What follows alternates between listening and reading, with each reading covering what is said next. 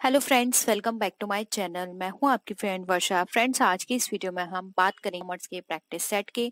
आपने देखा है कि हमने इससे पहले भी बहुत सारी वीडियोस को अपलोड कर दिया है। अभी तक आपने उनको नहीं देखा है तो प्लीज एक बार जाके उनको भी देख लीजिएगा। तो आपको आज के क्वेश्चंस पसंद आए तो वीडियो को लाइक कीजिए, फ्रेंड के साथ शेयर कीजिए, और किसी भी तरह की कोई भी क्वेरी हो तो प्लीज जरूर बताइएगा। तो स्टार्ट करते हैं आज की इस वीडियो को। फर्स्ट क्वेश्चन है, profit prior to incorporation can be used. अब जो प्रॉफिट प्रायर टू इनकॉर्पोरेशन है वो कहाँ कहाँ यूज किया जाता है, हमें ये बताना है। ऑप्शंस हैं to writing off goodwill, in completing the capital losses, both A and B, और नन ऑफ द अबव। तो देखिए, जो प्रॉफिट प्रायर टू इनकॉर्पोरेशन होता है, ये हमारा जो भी प्रॉफिट्स होते हैं इनकॉर्पोरेशन के समय, वहां पर उनसे हम अपनी गुडविल को राइट ऑफ कर सकते हैं, अपने कैपिटल लॉसेस को राइट ऑफ कर सकते हैं, और साथ ही साथ जो भी हमारे प्रिलिमिनरी एक्सपेंसेस होते हैं हम उनको राइट ऑफ कर सकते हैं। तो देखिए, इसके अकॉर्डिंग हमारा जो ऑप्शन 1 है, to writing off goodwill, and second option is in completing the capital losses, ये दोनों ही करेक्ट हैं। हम अपने incorporation profit prior to incorporation जो होता है, हम उससे अपने ये चीजें राइट ऑफ कर सकते हैं। ठीक है, तो option C, both A and B, हमारा राइट आंसर हो जाएगा। याद रखिएगा, प्रिलिमिनरी एक्सपेंसेस भी हम इससे राइट ऑफ कर सकते हैं। नेक्स्ट क्वेश्चन है, profit prior to incorporation is credited to. अब जो प्रॉफिट प्रायर टू इनकॉर्पोरेशन है वो कहाँ क्रेडिट किया जाता है, किस अकाउंट के नाम से, वो हमें बताना है। Profit and loss account, journal reserve account, special reserve account, या फिर कैपिटल रिजर्व अकाउंट।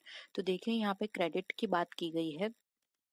तो प्रॉफिट प्रायर टू इनकॉर्पोरेशन जो होता है वो हमारा पूंजीगत लाभ की तरह होता है। पूंजीगत लाभ का मतलब यहाँ पर है कैपिटल प्रॉफिट की तरह होता है, और इसको हम कैपिटल जो हमारा रिजर्व अकाउंट होता है उसके अंदर इसको क्रेडिट किया जाता है। तो याद रखिएगा, कैपिटल प्रॉफिट की तरह है, इसलिए हम इसको कैपिटल रिजर्व अकाउंट में करेंगे। स्पेशल रिजर्व में जो स्पेशल चीज के लिए फंड क्रिएट किए जाते हैं, सिर्फ उनको वहां पे ट्रीट किया जाता है। जर्नल रिजर्व में हम यहाँ पे प्रॉफिट प्रायर टू इनकॉर्पोरेशन को ट्रांसफर नहीं कर सकते हैं। एंड आपको प्रॉफिट एंड लॉस पता ही है, प्रॉफिट एंड लॉस अकाउंट में हम जितने भी हमारे प्रॉफिट एंड लॉस होते हैं, हमारे अगर हम बात करें इनडायरेक्ट एक्सपेंसेस की, तो वो यहाँ पर आते हैं। इसलिए यहाँ पे प्रॉफिट प्रायर टू इनकॉर्पोरेशन हमारा कैपिटल रिजर्व अकाउंट में ट्रीट किया जाता है एज अ क्रेडिट। ठीक है, नेक्स्ट क्वेश्चन पे आते हैं।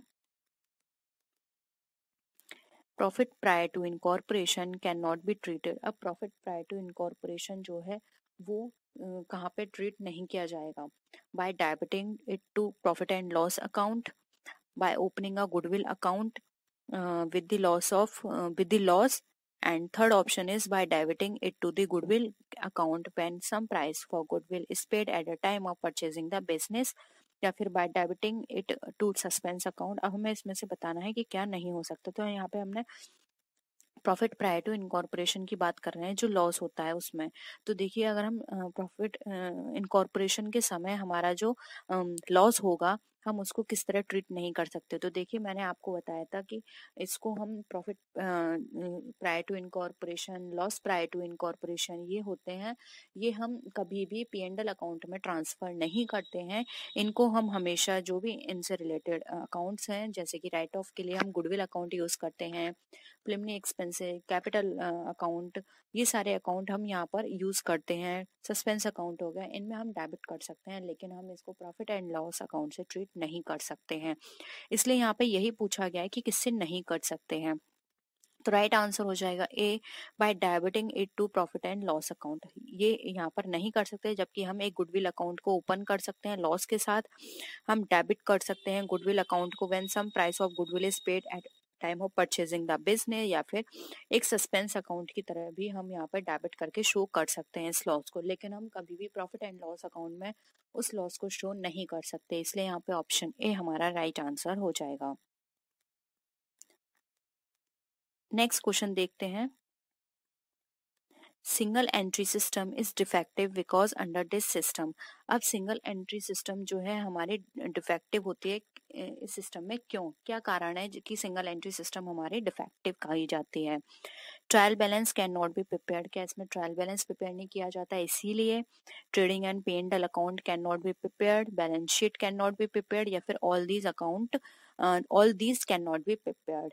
तो देखिए अगर हम बात करें सिंगल एंट्री सिस्टम की, तो आपको पता है कि सिंगल एंट्री सिस्टम में सबसे बड़ी बात क्या होती है कि इसमें जो एंट्रियां होती हैं वो सिंगल होती हैं, जबकि हमारे यहाँ जो कॉन्सेप्ट फॉलो किया जाता है, जो मेथड फॉलो किया जाता है, वो होता है हमारा डबल अकाउंटिंग सिस्टम या फिर डबल एंट्री सिस्टम, जिसके अंदर कोई भी आइटम हो उसकी एंट्रीज डबल साइड की जाती है, उसका डेबिट भी होता है और क्रेडिट भी होता है।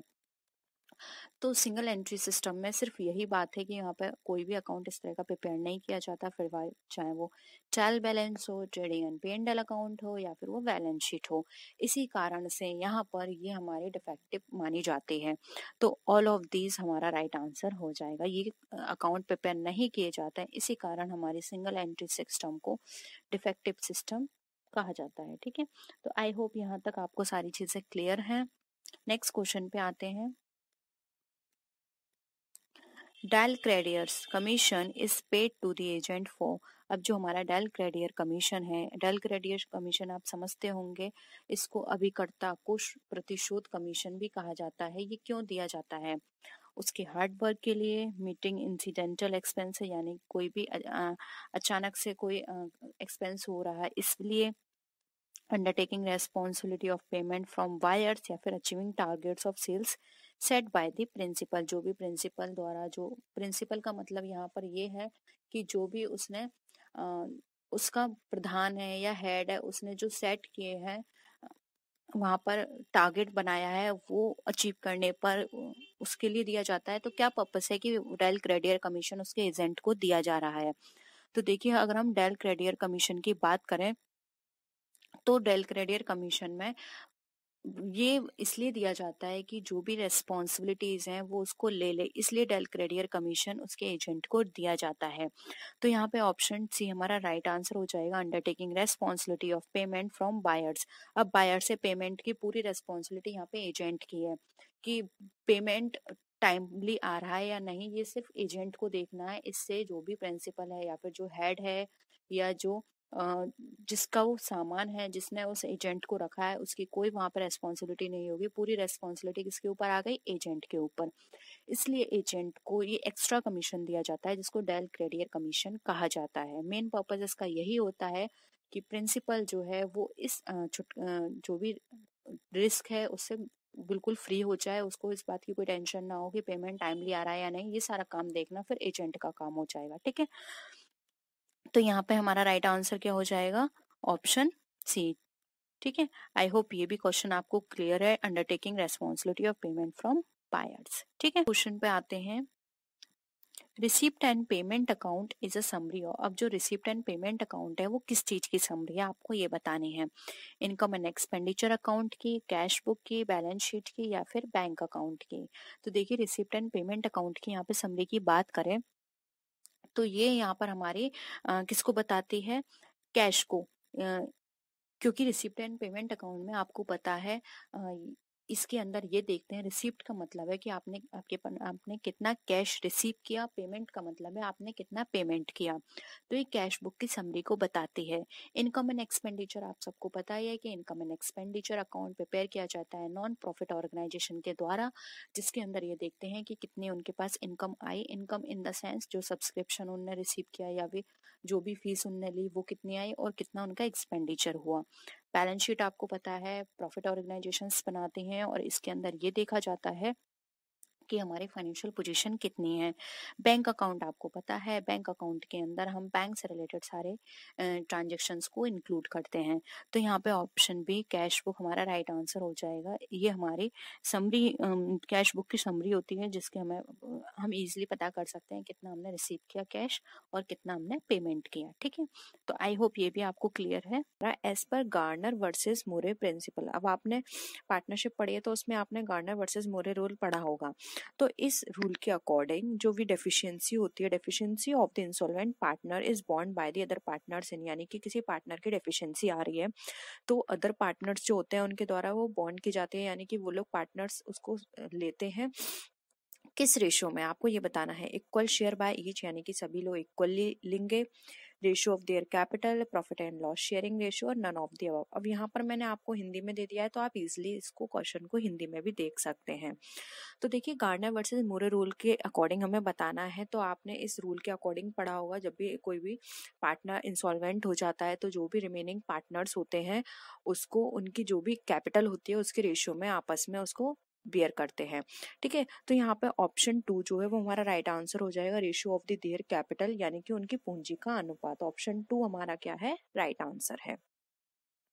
नेक्स्ट क्वेश्चन पे आते हैं। आई होप इस फॉर्मेट से आपको क्वेश्चंस इजीली समझ में आ रहे होंगे। अगर आपको ये फॉर्मेट पसंद आ रहा है, इस तरह से हिंदी इंग्लिश दोनों आप एक साथ देख रहे हो, तो प्लीज कमेंट सेक्शन में जरूर बताइएगा और वीडियो को लाइक भी जरूर कीजिएगा। ठीक है, नेक्स्ट है dissolution of partnership must taken place when, यानी कि जो अभी डिसोल्यूशन होता है पार्टनरशिप का वो कब होता है।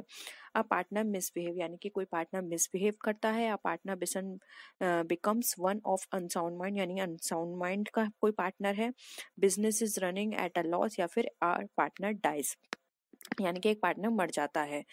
तो कब होता है डिसोल्यूशन, तो डिसोल्यूशन की बात करें किसी भी पार्टनरशिप फर्म में, तो देखिए यहाँ पर कोई भी पार्टनर की मृत्यु होने पर उसकी जो पार्टनरशिप फर्म है वो डिसोल्यूशन हो जाता है उसका। तो ऑप्शन डी यहाँ पे हमारा राइट आंसर है। जबकि मिसबिहेव करने पर उस पार्टनर को निकाल दिया जाता है लेकिन फर्म कभी खत्म नहीं होती, और अनसाउंड माइंड पर भी नहीं होती, और बिजनेस लॉस में चल रहा है तब भी नहीं होगी। लेकिन एक पार्टनर की डेथ के बाद वो पार्टनरशिप फर्म का क्या हो जाता है, डिसोल्यूशन हो जाता है। तो ऑप्शन डी यहाँ पे हमारा क्या हो जाएगा, राइट आंसर हो जाएगा।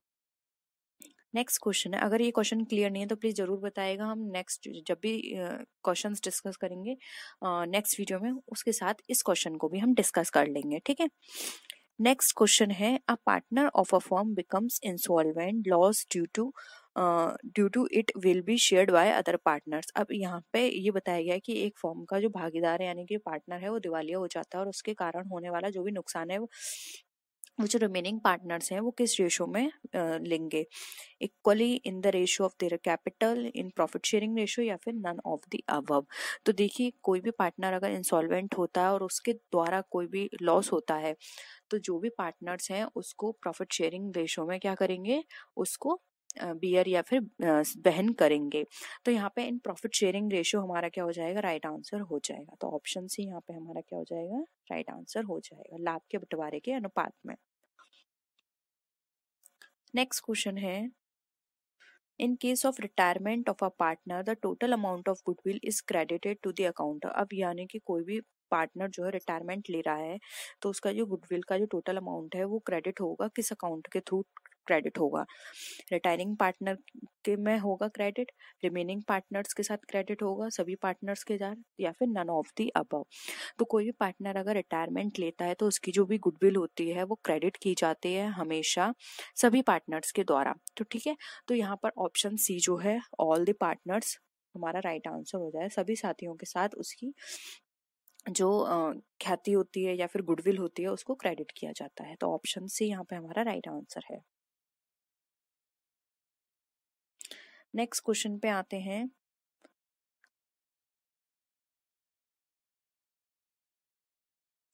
at the time of sale of a firm the purchase consideration received in the form of shares and debentures will be distributed among the partners in the ratio of।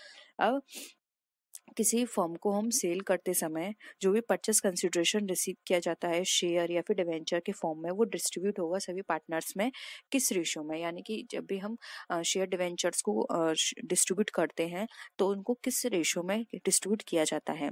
Final account amounts due to partner यानी कि जो भी final amount का जो partners का जो कारण जो भी फाइनल अकाउंट आया है उस रेशियो में, कैपिटल के रेशियो में, उनके प्रॉफिट शेयरिंग रेशियो में, या फिर इक्वल रेशियो में।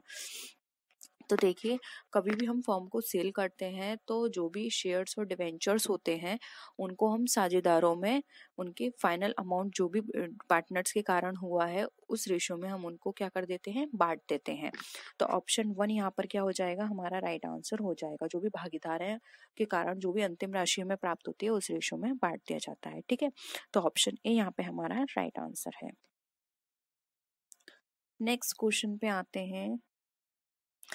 फ्रेंड्स इसको ना सद्भावना को ख्याति कर लीजिएगा। ठीक है, When goodwill is raised in the books, the capital account of the old partners are credited in.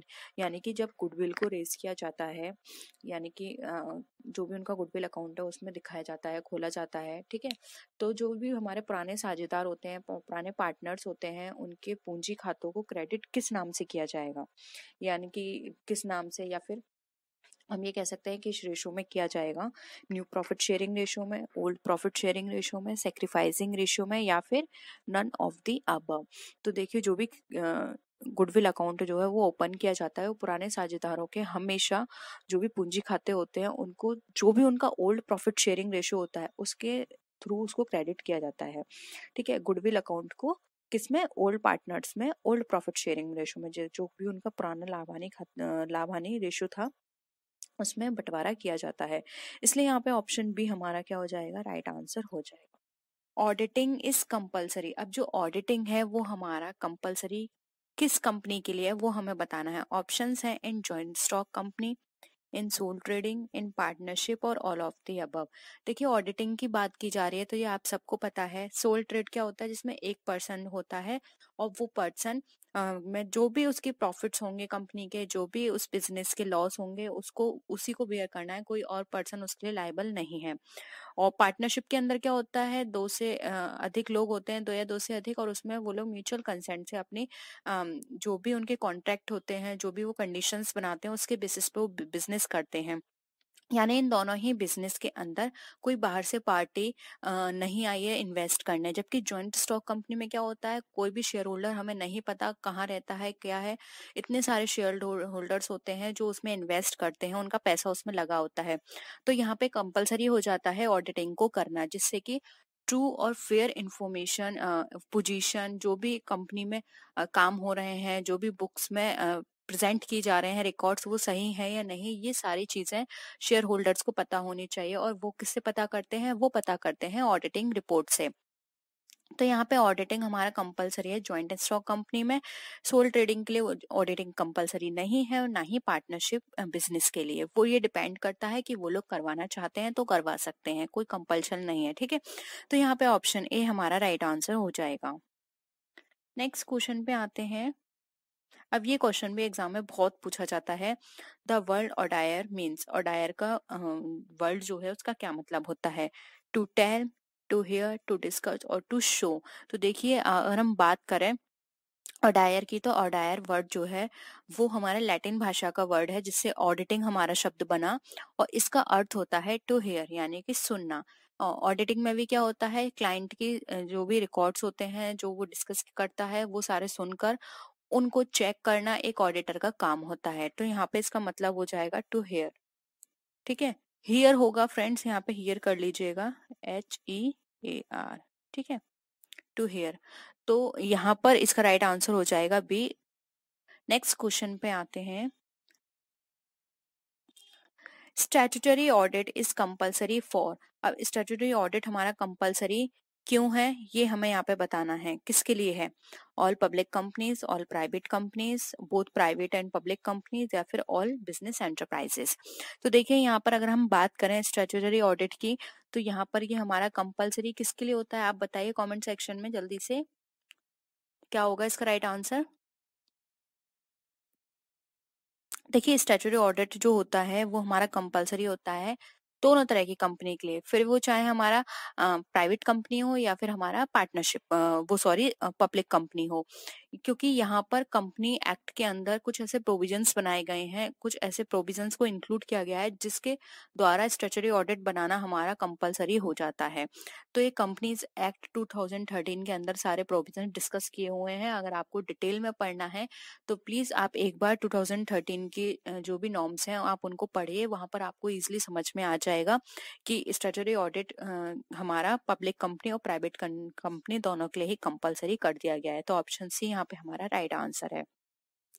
यहाँ पर हम कल का एक क्वेश्चन डिस्कस कर लेते हैं। गोपाल जी शर्मा का एक कमेंट था, उन्होंने बोला था कि पीरियोडिक ऑडिट और हमारा कंटिन्यूस ऑडिट में उन्हें कंफ्यूजन है। तो देखिए कॉन्टिन्यूस ऑडिट होती है ये हमारी कॉन्टिन्यूस बेसिस पर होती है। इसमें कंपनी के स्टाफ भी हो सकते हैं, कंपनी का मेन अपॉइंटमेंट ऑडिटर भी हो सकता है। अब स्टाफ इसलिए होगा क्योंकि कई कंपनियां अलग से किसी ऑडिटर को अपॉइंट नहीं करती हैं, जो अकाउंटेंट होते हैं या किसी अदर पर्सन को भी वो वहां पर इनको जो रिकॉर्ड्स होते हैं उनको चेक करने के लिए रख सकते हैं। तो या तो स्टाफ मेंबर्स होंगे या फिर ऑडिटर कंपनी के रिकॉर्ड्स को डेली चेक करेगा। अब वो डेली भी ऐसे हो सकता है, फोर्टनाइट हो सकता है, मंथली हो सकता है, वीकली हो सकता है, ठीक है। इस बेसिस पे डेली उसको चेक किए जाएंगे और अगर कोई ऑडिटर अपॉइंट करता है तो डेली विजिट कर सकता है कभी भी कंपनी के अंदर। तो ये हो गया हमारा कॉन्टिन्यूस ऑडिट, लगातार होगी वो ऑडिटिंग। और यहाँ पर पीरियोडिक ऑडिट की बात करें तो पीरियोडिक ऑडिट वो ऑडिट होती है जो हमारी at the end of the year होती है, और ये हमारी तभी प्रिपेयर होगी जब हमारे फाइनल अकाउंट प्रिपेयर हो जाएंगे। तो आपको पता ही है फाइनल अकाउंट हमारे लास्ट में प्रिपेयर किए जाते हैं। जब हमारी प्रॉफिट एंड लॉस अकाउंट सारे अकाउंट्स प्रिपेयर हो जाते हैं उसके बाद आता है बैलेंस शीट की बारी। जब बैलेंस शीट प्रिपेयर हो जाती है उसके बाद हमारी पीरियोडिक रिपोर्ट को प्रिपेयर किया जाता है। तो इतना ही डिफरेंस है इसमें।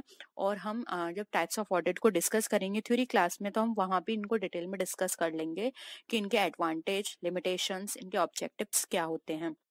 आई होप ये दोनों पॉइंट आपको क्लियर हुए हैं। और अगर अभी भी आपको क्लियर नहीं हुआ तो प्लीज कमेंट सेक्शन में बता सकते हैं। क्लियर हो गया है तो ये भी कमेंट सेक्शन में जरूर बताइए। और कोई भी टॉपिक हो तो उसको भी बता सकते हैं, कोई भी क्वेश्चन हो उसको बता सकते हैं, हम नेक्स्ट क्लास में उनको फिर से डिस्कस कर लेंगे। बीच में हम इसलिए डिस्कस नहीं करते फ्रेंड्स क्योंकि एक टाइम होता है उसके अंदर ही मुझे अपनी क्लास कंप्लीट करनी होती है, और अगर मैं बीच में आप लोगों के क्वेश्चंस करूंगी तो थोड़ा डिस्टरबेंस हो जाता है। ठीक है, तो आप बेझिझक नीचे कमेंट सेक्शन में बता सकते हैं। और प्लीज आप ना क्वेश्चन नंबर जरूर लिख दिया करिए कि ये वाला क्वेश्चन नंबर है। वैसे क्वेश्चन नंबर मैं ही नोट नहीं करती, बट आप थोड़ा सा क्वेश्चन भी दिया करिए कि ये वाला क्वेश्चन है, तो उसके बेसिस पर हम उसको नेक्स्ट क्लास में फिर से डिस्कस कर लेंगे। ठीक है, तो इसका राइट आंसर क्या है हमारा सी। नेक्स्ट क्वेश्चन पे आते हैं। The existence of a good system of internal check reduces to a great extent of। अब हम यहाँ पर बात कर रहे हैं इंटरनल चेक की। कल हमने इंटरनल चेक से रिलेटेड बहुत सारे क्वेश्चंस किए थे जिसमें आपको इंटरनल चेक क्या होता है ये भी आपको समझ में आ गया होगा। और अगर नहीं आया है तो प्लीज कमेंट सेक्शन में बताइए, हम अपनी थ्योरी क्लास में इंटरनल चेक को भी डिटेल में डिस्कस करेंगे। ठीक है, तो यहाँ पे देखिए हिंदी में देख लेते हैं। आंतरिक जांच की एक अच्छी प्रणाली का अस्तित्व काफी हद तक कम हो जाता है किसके द्वारा, मतलब क्या कम हो जाता है उससे। ऑडिटर का वर्क कम करने की बात करता है ये, लाइबिलिटी कम हो जाती है, नाइदर वर्क नॉट द और लाइबिलिटी ऑफ द ऑडिटर, या फिर both the work and the liability. हमको बताना है कि अच्छा अगर इंटरनल चेक एक अच्छा होगा सिस्टम हमारे पास तो उससे हमारी क्या चीज क्या कमी हो कमी जो है वो हो जाएगी वहां पे। बर्डन कम हो जाएगा हमारे ऑडिटर का, या उसका काम कम हो जाएगा, उसकी लाइबिलिटी कम हो जाएगी, क्या कम हो जाएगी।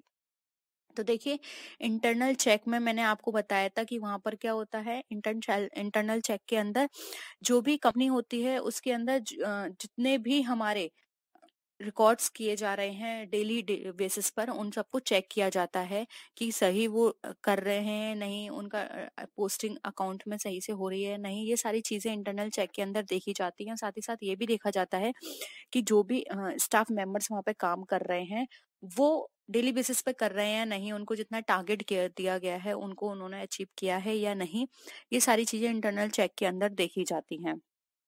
तो देखिए यहाँ पर अगर ये सारी चीजें पहले ही चेक कर दी जाएंगी तो यहाँ पर सबसे बड़ा बेनिफिट किसको मिलेगा, वो मिलेगा हमारे ऑडिटर को। अब ऑडिटर को बेनिफिट किस रूप में मिलेगा अब आपको वो बताना है।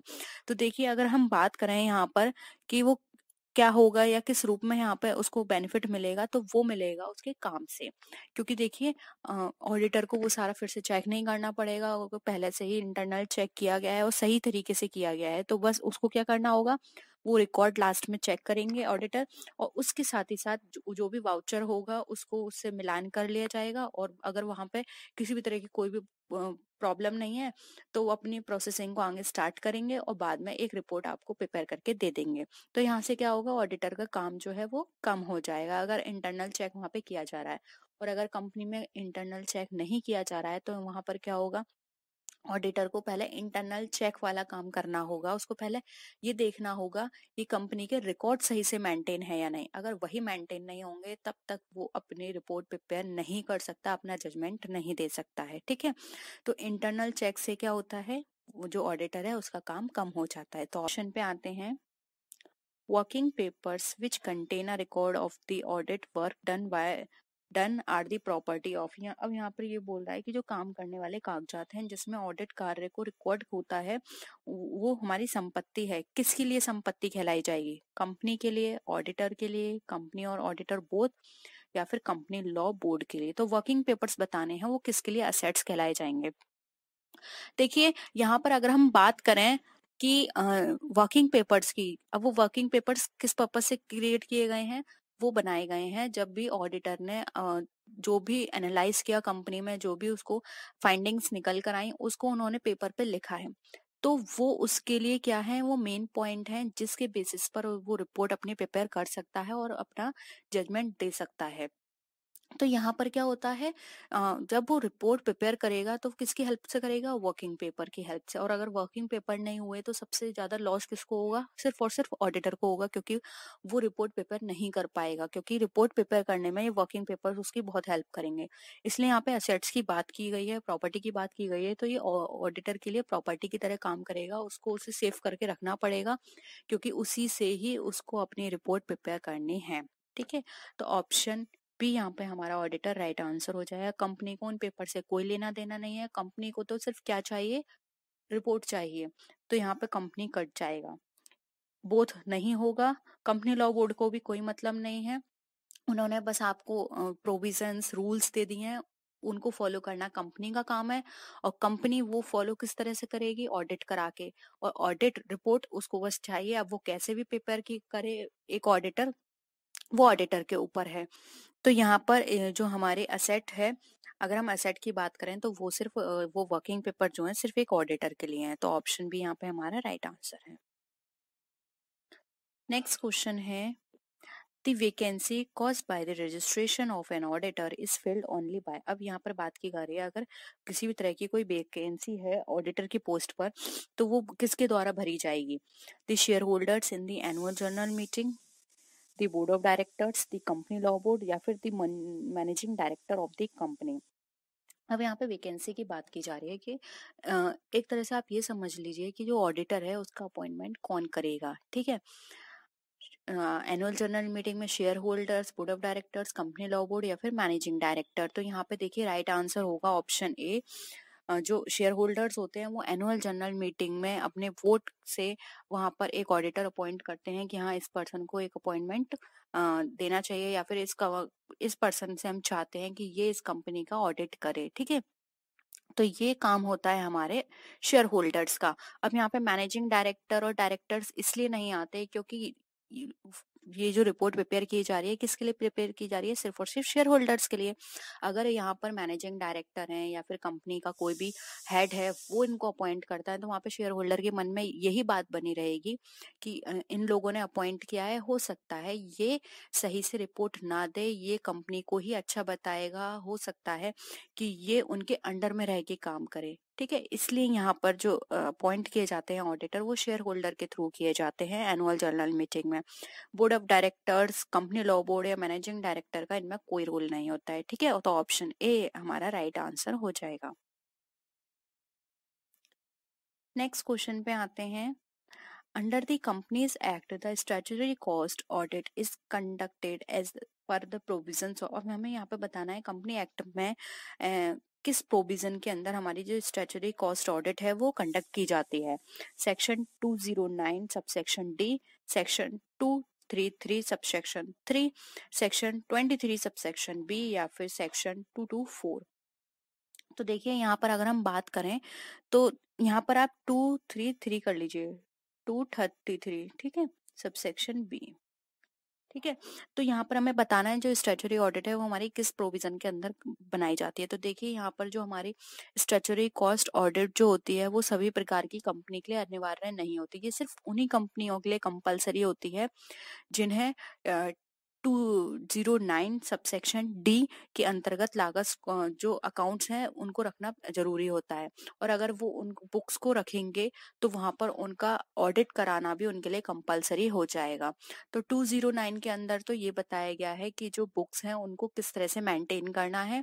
और जो अगर यहाँ पर हम बात कर रहे हैं सिर्फ और सिर्फ ऑडिट की, तो देखिए ऑडिट की बात हमारी बताई गई है प्रोविजन हमारे सेक्शन 233 सबसेक्शन बी में। तो यहाँ पे ऑप्शन सी हमारा राइट आंसर हो जाएगा। बुक से रिलेटेड बात की गई है 209 सबसेक्शन डी में, और अगर हम ऑडिट की बात करें तो ये की गई है सेक्शन 233 सबसेक्शन बी में। तो इस थोड़ा सा भी अगर आपने और भी चीजें पढ़ी हैं अपनी डेली लाइफ में, बहुत सारी चीजें देखते हो, उसके बेसिस पर भी आप इनके आंसर कर सकते हो। नेक्स्ट है internal auditor can be removed by. अब एक इंटरनल ऑडिटर जो होता है वो किसके द्वारा रिमूव किया जाता है? Management, share holders, statutory auditor या फिर गवर्नमेंट। अब देखिए यहाँ पे इंटरनल ऑडिटर की बात की जा रही है। इंटरनल यानी कि जो कंपनी के अंदर कंपनी के रिकॉर्ड्स को चेक करेगा, ठीक है। अब कंपनी के अंदर के सारे कामों को देखेगा वो, कि सही से लेजर में तो पोस्टिंग नहीं हुई है, लेजर में पोस्टिंग अगर कर दी गई है तो उनको उनकी सब्सिडरी बुक्स जो है उनमें सही से पोस्टिंग करी है या नहीं, ये सारे इंटरनल ऑडिटर के काम होते हैं, ठीक है। जो कि इंटरनल ऑडिटर किसका पार्ट होगा? इंटरनल कंट्रोल का। ऑडिटर मैंने कल आपको बताया था इंटरनल ऑडिट कौन करेगा? Internal auditor. और इंटरनल ऑडिट किसका पार्ट है? इंटरनल कंट्रोल का। तो जब सारी चीजें इंटरनली बेसिस पर की जा रही हैं तो इंटरनली बेसिस पर ये सारे हेड किसको बनाया जाएगा? इसका वो बनाया जाएगा हमारा मैनेजमेंट को। ऑप्शन ए यहाँ पे हमारा राइट आंसर हो जाएगा। शेयर होल्डर को इंटरनल कोई लेना देना नहीं है, उन्होंने जो एनुअल जनरल मीटिंग में जिसको अपॉइंट किया है उनसे उनको अच्छी रिपोर्ट चाहिए, ठीक है। तो उनको इंटरनल ऑडिटर से कोई लेना देना नहीं है। वहीं स्टैट्यूटरी ऑडिटर को भी इंटरनल ऑडिटर से कोई मतलब नहीं है। और गवर्नमेंट की बात करें तो गवर्नमेंट भी कोई इंटरफेयर नहीं करती। उन्होंने तो गवर्नमेंट सिर्फ उसके बेसिस पे काम करेगी कि जो भी कंपनी लॉ बोर्ड के द्वारा रूल बनाए गए हैं, कंपनीज एक्ट में रूल दिए गए हैं, उनके अकॉर्डिंग एक कंपनी उनको फॉलो कर रही है या नहीं, बस इतना काम होता है।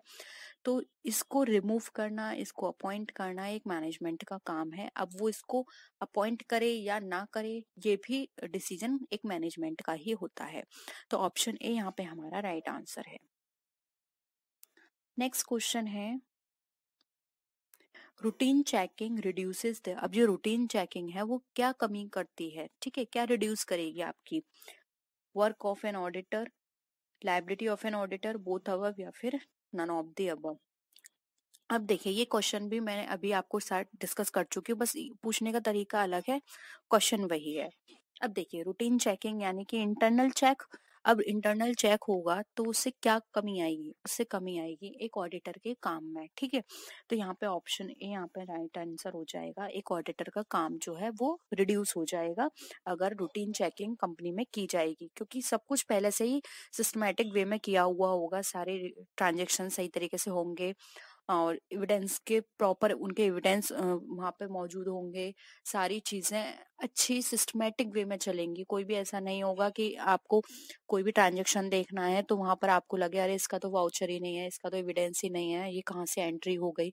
तो वहां पर उनकी सब्सिडरी बुक भी अवेलेबल होंगी सिस्टमेटिक वे में। तो आप कभी भी अगर कोई भी ऑडिटर चाहता है रैंडमली तो वो उनको चेक कर सकता है।